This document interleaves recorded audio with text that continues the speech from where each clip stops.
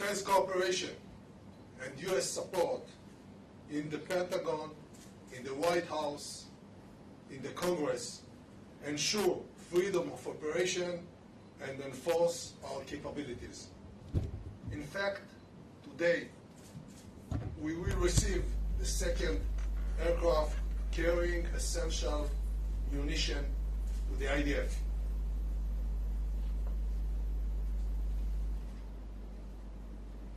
U.S. deployment of assets on land, in air, and at sea sends a strong message to both our partners and enemies in the region.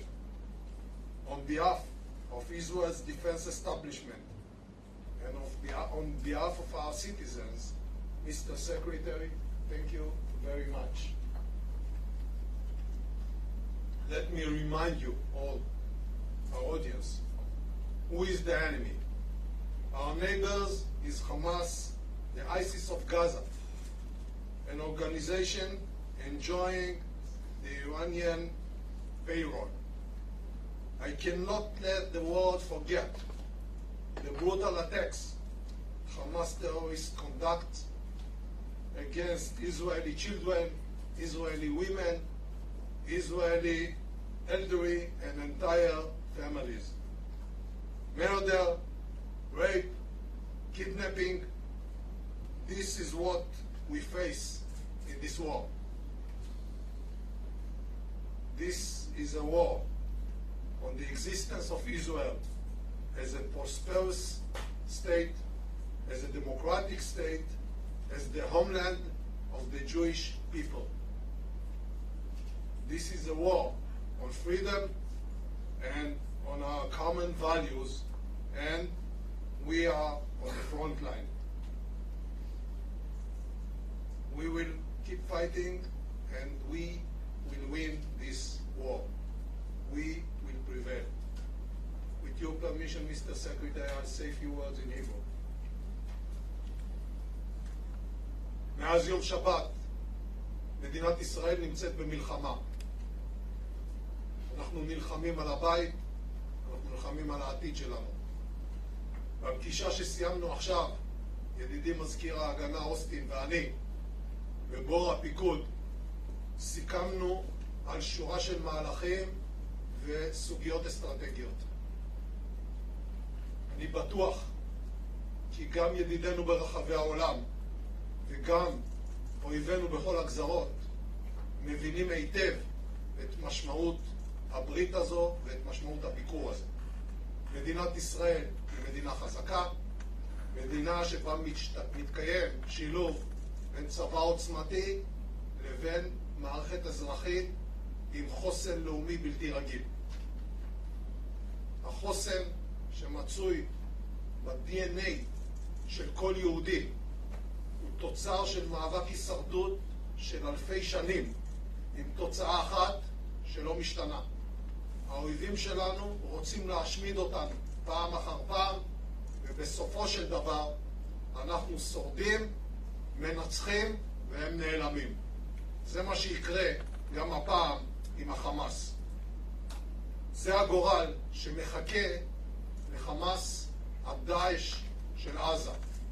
המלחמה תהיה ארוכה, המלחמה תהיה קשה, ויהיו מחירים, אבל אנחנו ננצח.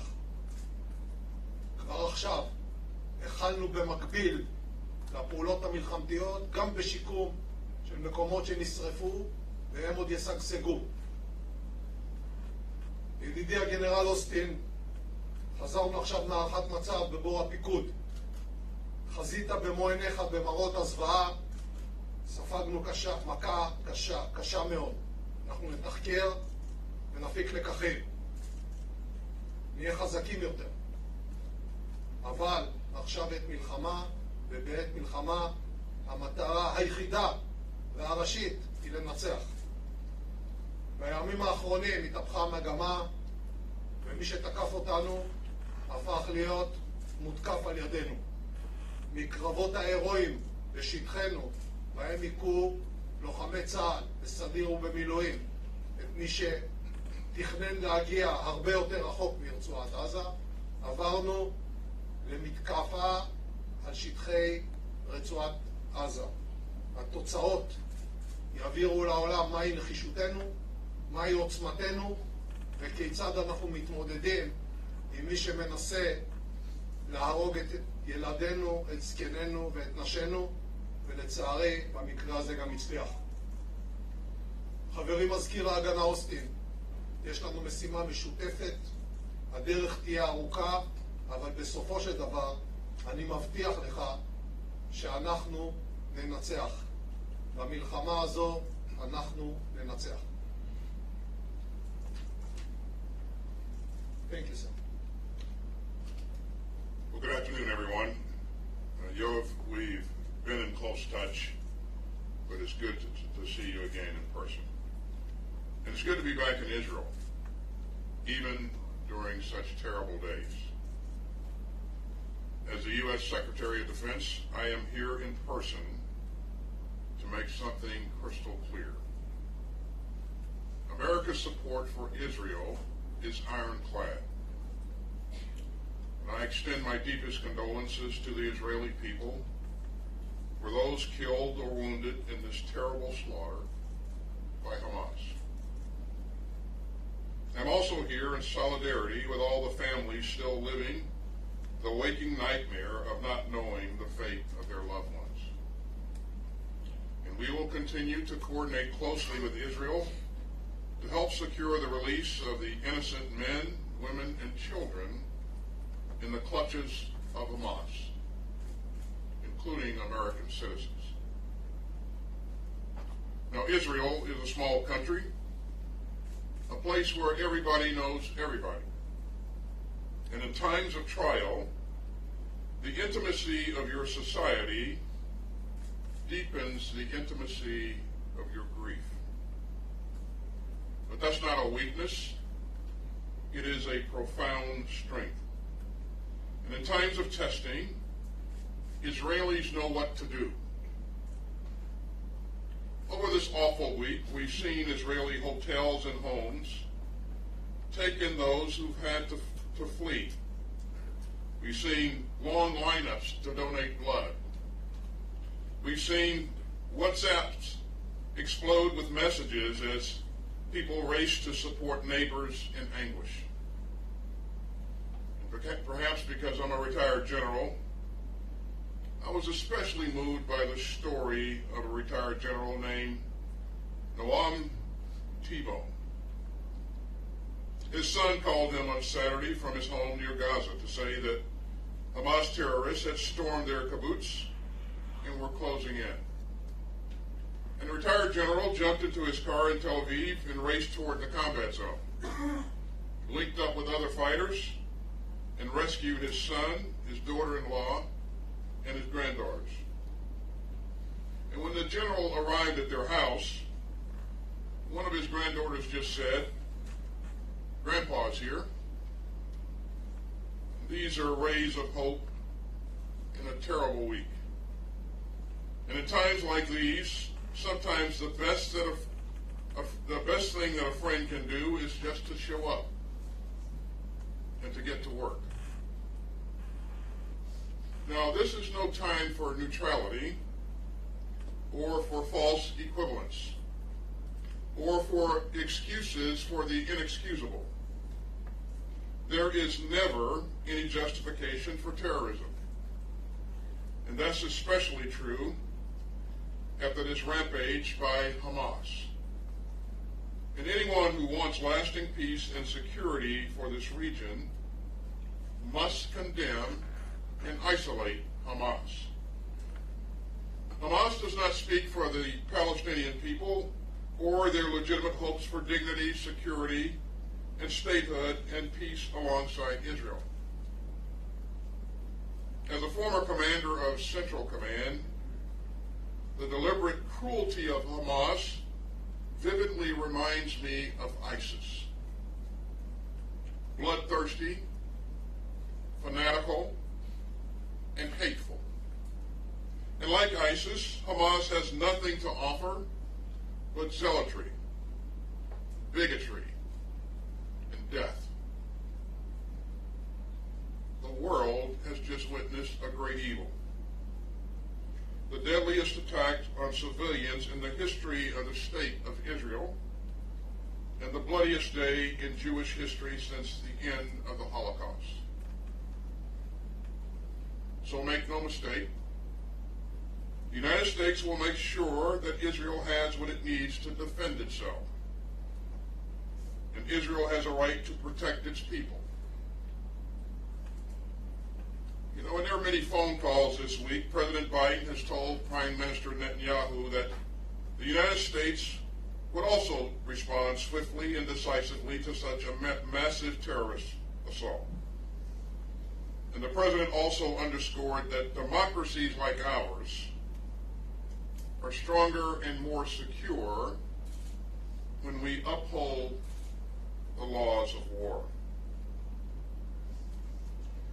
Terrorists like Hamas deliberately target civilians, but democracies don't. This is a time for resolve and not revenge, for purpose and not panic, and for security and not surrender. At President Biden's direction, we have moved urgently to respond to this crisis and to send a strong message of deterrence. The USS Gerald R. Ford Carrier Strike Group is now in the region, led by the largest aircraft carrier in the world. We've augmented U.S. fighter aircraft squadrons in the Middle East, and the U.S. Department of Defense stands fully ready to deploy additional assets if necessary. As President Biden has said, for any country, for any group, or anyone thinking about trying to take advantage of this atrocity, to try to widen the conflict or to spill more blood, we have just one word: don't. The world is watching, and so are we. And we aren't going anywhere. We will remain in close contact with our valued partners across the region, and security assistance from the Department of Defense is already rapidly flowing into Israel. That includes munitions, and air defense capabilities, and other equipment and resources. It also includes more interceptors for Iron Dome to save Israeli lives. And we will continue to ensure that Israel has what it needs to keep itself secure. Now, Hamas attacked at a time of global challenge. But the United States is the most powerful country in the world, and we remain fully able to project power and uphold our commitments and direct resources to multiple theaters. So we will stand with Israel even as we stand with Ukraine. The United States can walk and chew gum at the same time. And U.S. security assistance to Israel will flow in at the speed of war. As this harrowing week draws to a close, and as Shabbat draws near, we stand together, and we stand strong.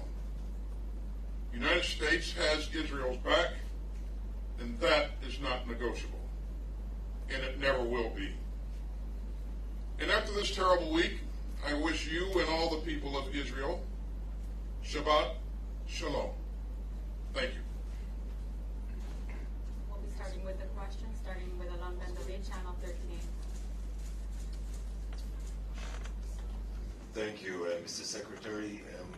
Your presence in the Eastern Mediterranean clearly projects power, but should Israel be attacked from the north, from Hezbollah in Lebanon, will you be willing to exercise your force and join the fighting? I ordered additional assets to the region to bolster deterrence. And again, the message that we would send to any country or group thinking to take advantage of this situation and widen the conflict, don't. I won't speculate on anything that could happen in the future. I will just tell you clearly that the United States will continue to support Israel's right to defend itself. Thank you. And please, a question to the Defense Minister. השר גלנט, דיברת בתחילת השבוע על כך שהמטרה של המבצע היא למחוק את חמאס. ואזרחי ישראל שואלים את עצמם מה המשמעות של זה. האם תוכל להסביר לנו מה אתה מקווה להשיג במהלך הצבאי שלך ואיך הוא אמור להסתיים, באיזה מצב חמאס יימצא? אנחנו נמוטט את שלטון החמאס, אנחנו נחסל את היכולת הצבאית של חמאס, אנחנו נוודא שהאיום הזה לא קיים בגבולות שלנו, זה יהיה ממושך, זה יהיה קטלני, זה יהיה עוצמתי וזה יהיה לתמיד. Matt Siver, ABC.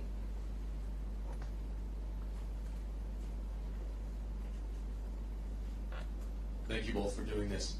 Secretary Austin, the U.S. administration has told Israel to avoid causing civilian casualties and to uphold what you called just now the laws of war. Given how Hamas fights, deliberately launching operations from dense civilian areas, how could Israel permanently end the terrorist threat posed by Hamas without inevitably risking many civilian lives? And as we watch the civilian death toll in Gaza rise while Israel conducts its counterattacks and perhaps a ground invasion, do you believe the moral culpability for those Palestinian deaths belongs to Israel, Hamas, or both? I'll leave it to Israel to talk about its potential plans and its approach to conducting operations. Matt, I'll just say again that Israel has a right to defend itself, and we will support Israel's right to defend itself. We will continue to flow in security assistance. And I've worked with Israeli forces over the years, over many years. As you know, I wore a uniform for 41 years. My experience in working with the Israeli forces is they are professional, they're disciplined, and they are focused on the right things. And so I expect that going forward, they will continue to exhibit that same degree of professionalism that we've seen in the past. But you know, Matt, we've seen this before. The international community fought ISIS, who in some cases was embedded deeply in built-up areas. And that international coalition fought valiantly and protected civilians and created corridors for humanitarian movement, even in the midst of a pretty significant fight. So again, this is a professional force. It is well led, and I have every expectation that it will be disciplined. Thank you. And for Minister Gallant, have you seen evidence that Iran was directly involved in planning or executing the recent attack on your country, or any signs that either Iran or its proxies are seeking to exploit the situation? And if you do come to see signs of an imminent attack on Israel, are you in favor of preemptive strikes? Iran, Hezbollah, and Hamas is one axis, an axis of evil. Everything is directed generally from Iran. The permission is given by Iran. The money is supplied by Iran. And the ideas are shaped in Iran. Therefore, it doesn't matter if they give or didn't give the permission, but the idea is an Iranian idea. As to the actions, future actions of IDF, I will stay confidential for good reasons. Thank you. Suleiman Masabe. Mr. Secretary, thank you for this.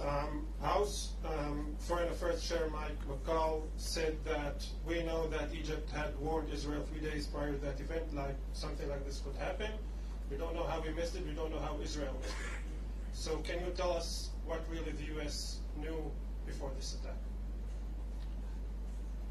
What I can tell you is that if we had known, or if we know of a pending attack against an ally, we would clearly inform that ally. But what we're focused on now, Suleiman, is we're focused on making sure that Israel has what it needs to defend its sovereign territory and to protect its citizens. And the minister and I spent a good bit of time talking today about what those requirements are and what we need to do to urgently meet those needs. אדוני השר, תודה רבה. זו פעם ראשונה שדרג מדיני עולה לשאלות העיתונאים. אתמול שמענו את הרמטכ"ל גם לוקח אחריות ואומר, אנחנו כשלנו בשמירה על ביטחון אזרחי ישראל. האם יש כן גם אזרחי ישראל שואלים את עצמם, האם כן יש איזושהי לקיחת אחריות מצד הדרג המדיני בעניין מה שקרה בדרום? אנחנו ספגנו התקפה קשה עם מחירים מאוד כבדים. יהיה זמן לתחקר את העניין הזה.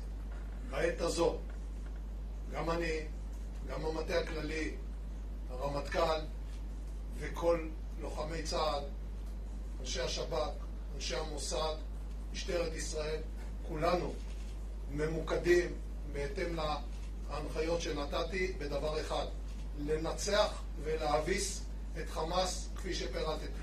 זה מה שנקבע, זה הדירקטיבה של ממשלת ישראל וזה מה שיהיה. The last question from Tom Secretary.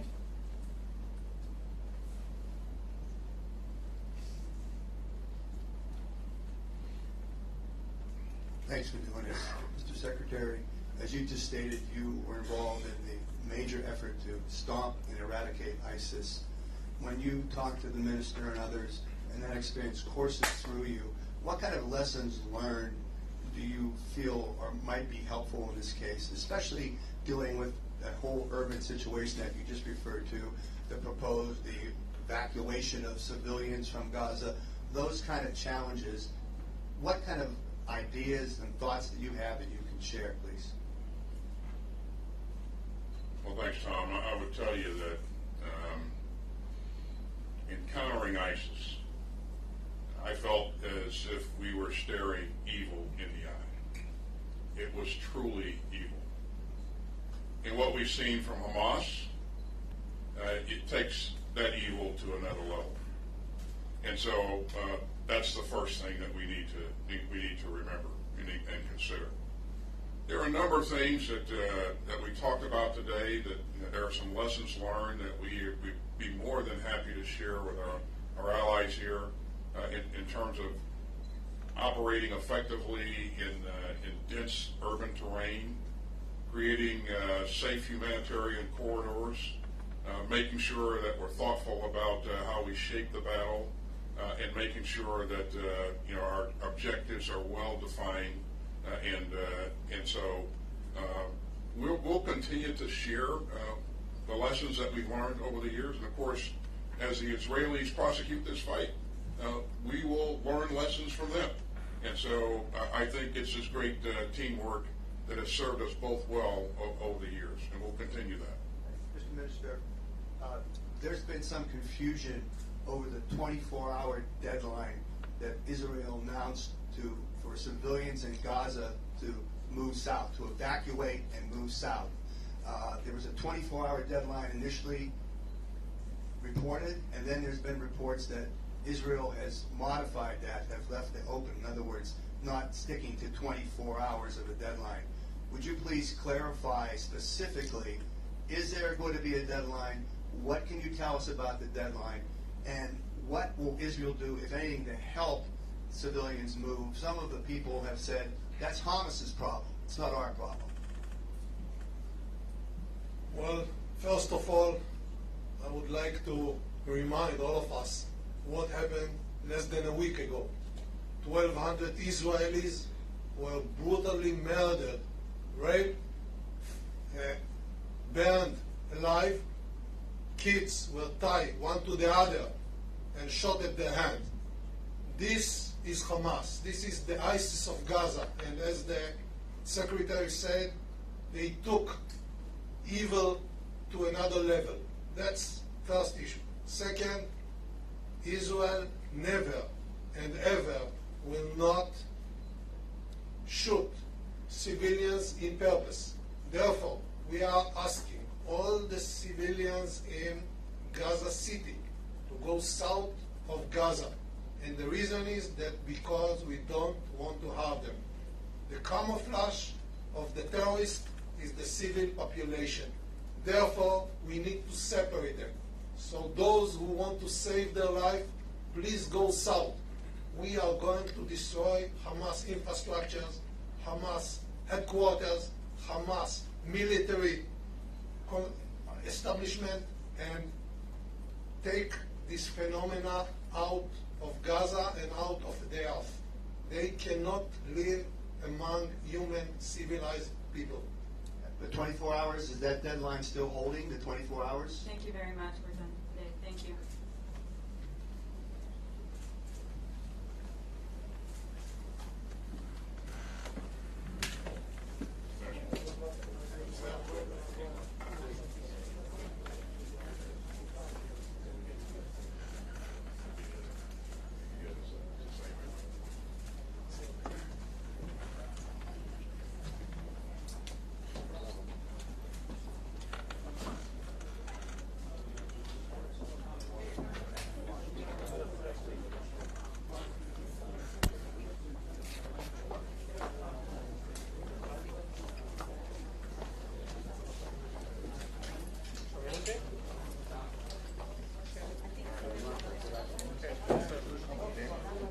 כן, אנחנו שומעים אותי?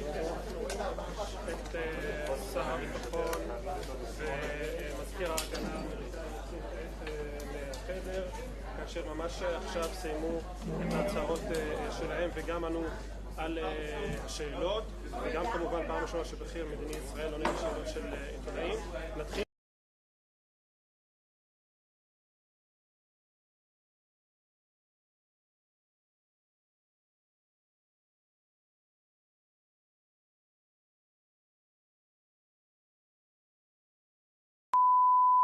This is the primary audio circuit for the Reuters live service.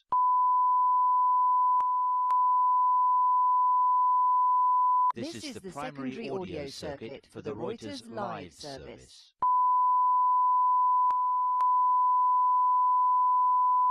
This is the primary audio circuit for the Reuters live service.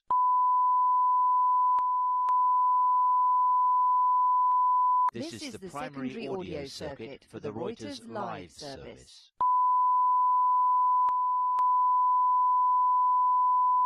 This is the primary audio circuit for the Reuters live service.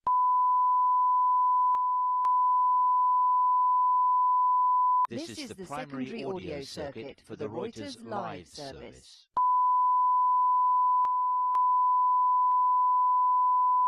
This is the primary audio circuit for the Reuters live service.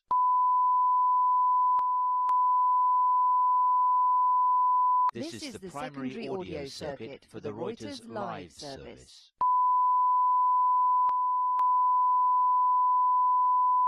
This is the primary audio circuit for the Reuters live service.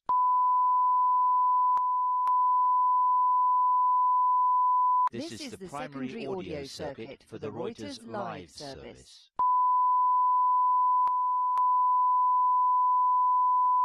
This is the primary audio circuit for the Reuters live service.